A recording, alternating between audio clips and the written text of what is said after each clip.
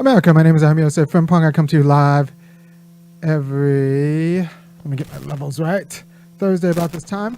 And I wanted to talk to you today about Matt Gaetz and his little bit of civil disobedience that led to the ouster of Kevin McCarthy.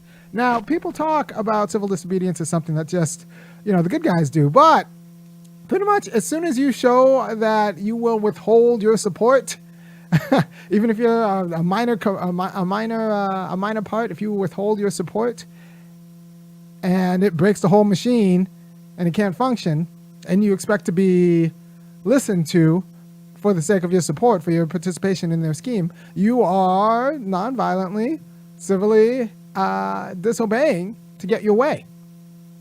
And, it works. It works. And people can say like, well, no, Kevin McCarthy will get his revenge because Matt Gaetz is now going to be hated and ostracized from the Republican Party. But he's going to be hated and ostracized like a heart condition. And the thing is, if you have a heart condition, you'll be upset and you'll be mad, but it'll also conform the rest of your life because you want to live, right? So if Republicans can talk all they want, and they will talk a lot of mess about how they're going to freeze Gaetz out and treat him horribly. But if they want any of the legislation passed, they're going to have to run it by him. And now they will run it by him. It'll all happen behind the scenes. It'll slightly conform the shape of any serious Republican advocacy for the next foreseeable future. It'll be run by him. And by the time it gets to the floor where they will tar Matt Gaetz and pillory Matt Gaetz, it will already have been submitted for Matt Gaetz' approval behind the scenes because they don't want to risk another embarrassment. Right? So that's the use of power. So people can say his power play isn't the same as governing. No, he's slightly conformed every major piece of legislation for the rest of his tenure because he's had the guts to not be liked. And by the way, if you have the guts to not be liked, there's a place for you in America. And there's a place for you in the movement. By the way, if you appreciate my place in the movement, go ahead and go to www.funkyacademic.com and kick in $5, $15, or $50 a month. And I'll keep doing what I do every Monday and Wednesday. Monday, I do a relationship show. And Thursday, I do a show that's this. It's a more politics show, right? So if you're willing to be hated, and if you're willing to have people say awful things about you, you can be rather popular. Also, if you're willing to be loved and have people say good things about you, that's a good life too. But if you can't do the former, the latter isn't a bad plan B. And if you get stuck in the middle, you just end up working for somebody else. You never end up actually attaining any sort of autonomy in your life because either you're sucking up to the people that they like you, or you're not willing to be quite hated enough. So you're just a hypocrite. You're just a hypocrite. Trying to do good work. You end up like Booker T. Washington or all of these other rich Negroes who said one thing to white people, but secretly funded revolutionary and secretly supported revolutionary movements. They weren't willing to be hated, but they weren't always doing good work in order to be loved. They would suck up to the powers that be. And that's a story people tell themselves in the middle. And black people, this is the one place where we are in the middle. In terms of we can never really be loved because we're black in America. But some people are scared to be hated because you end up strung up from a tree. And that is a place that's not particularly healthy mentally or, for the movement, right? So you're just set up to be a hypocrite, and that's going to screw up all of your other relations. So what I'm telling you is that if you're willing to be hated, you can do good work. And if you're willing to be hated, you can at least do work for your side. I'm not sure, Gaetz' priorities are not my own. I don't think his work is my vocation, but the strategy was appropriate. If we did the same thing to Pelosi, we would have nicer things. But we'd have to be hated by rich people. And it's hard to be hated by rich people because a lot of your livelihood comes from rich people. But if you're willing to be hated by rich people, you can go independent like me. Once again, go to www.funkyacademic.com, and I'll keep telling you, in hard detail, the virtues of being hated by rich people because I'm supported by you. at $5.15 or $50 a month, and I'll keep doing what I'm doing. So if you're willing to shut it down, be called all sorts of names, you will end up with some modicum of power, if you have the power to shut it down, if they need you for something, if you need it. So first you have to make yourself necessary, and then be willing to withhold the necessary contribution. Make yourself necessary, develop a skill or an expertise, whatever, make yourself necessary, then be willing to withhold the occupation. They're gonna call you all sorts of things. For example, black people are necessary for the Democratic Party. If we actually withhold our votes for Joe Biden, they'll call us all sorts of things. And black men, they're going to call you all sorts of things anyway. So I say just vote going out west anyway.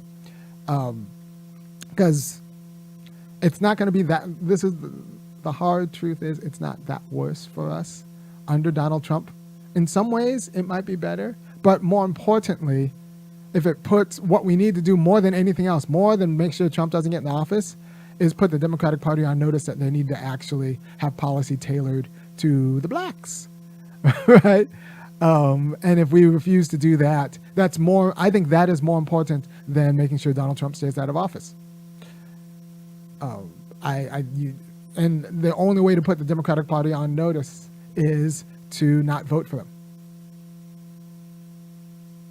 And if you continue, you will never be in a room with white money, vote for their interests, and then expect for them to actually fight for your interests, unless your interests are like truly aligned. But your interests will never be truly aligned, because they have an interest in keeping their own kind of self-image. So, you got to be willing to tick off the whites. And I got in trouble a few years ago for saying that when you tick off the whites, some of them might shoot back. And so we got to be our inability to be willing to tick off the whites is what screwed up Reconstruction. We had a working Reconstruction for the United States, and then we lost the taste of ticking off the whites, and then pulled out of the Freedmen's Bureau and abandoned black people to the Klan. And we're living the legacy of that. As we stand. I don't think that's a great legacy, and we have to be willing to tick people off. So this is what Gaetz should have taught America. If you're willing to tick off people who say that they're your friends, the Republicans say that they're Gaetz' friends, if you're willing to tick off people who say that they're your friends, you could actually have some power. You will be hated, but you'll be respected, and now they have to run all legislation through you. Behind the scenes. You'll never get credit. Don't expect it. Don't do this if you want credit for good things. But they, behind the scenes, now have to run all legislative priorities through Matt Gaetz. It was a coup. It was successful, and now he's. And people say, like, what can one congressperson do? Well, if AOC if the squad had done this, we'd be talking about Medicare for all in a serious way. They could have actually just done it for a more democratic process. Like, you launch a coup like this to change the norms, the internal norms within the Democratic Party. You get mandatory debates, you get all these other things that model a better democratic process and representative process within the Democratic Party. That's an improvement in America, because as black people, our first task politically needs to undermine all of the obstacles of all the obstacles to black political self-determination and economic self-determination. And that means we need, a government that supports us, that recognizes the wrongs that are done to us, and will uphold our rights as citizens and legacy citizens. And by redressing the wrongs that were done to descendants. So if you that's our priority. And any way that happens, that is what progress looks like. So if we had to hold up some votes, if we had to endure some short-term pain, right now we're looking at generational pain. So enduring some short-term pain is just going to be part of the job. It's part of working out. When you work out, you endure short-term pain. we need to David Goggins this electoral situation. And people will call you all sorts of names, just saying, oh, you're just privileged because you are willing to let Trump go into office. Well, you're going to have to just endure that. And people will call you all sorts of names. And black people, especially black men, they'll call you all sorts of names anyway. So just endure it and just be very focused. I'm doing this until the Democratic Party respects black people and has serious legislation to deal with, reparations to make us whole and uphold our institutions. That's our families, our jobs, churches, all of that. All of those institutions need to be made whole. That will, in a significant way, mean a distribution of resources to black people. So a government distribution of resources to black people. And to pretend that the U.S. government hadn't done this before is kind of ridiculous, considering that, we pretty much gave the Native American lands to the whites during the Homestead Acts because we decided that the whites needed a place to live and their own plot in order to be full Americans. And for black people, we didn't get that. Instead, we got the idea that black people need to work for the whites who own everything in order to be, full Americans with a tongue firmly in cheek. Because I don't think black people are full Americans. I think we're an internal colony, not even allowed to speak on our own interests, except on a little itty-bitty YouTube show that only exists through your support. And on a platform like YouTube that I'm sure one call from Elon Musk, I just kind of go dark. So get all your wisdom now, because who knows? If I hit on too much truth, I might just go away.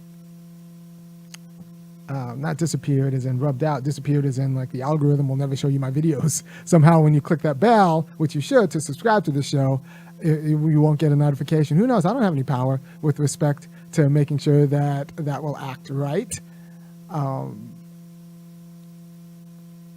So Matt Gaetz put on a display of civil disobedience by telling the machine that the operation of the machine will not operate anymore without his approval and against his interests as he defines them for himself.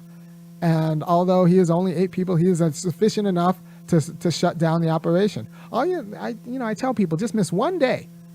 You just don't wake up for one day and it's a bad thing. Just miss one heartbeat and that's a bad thing.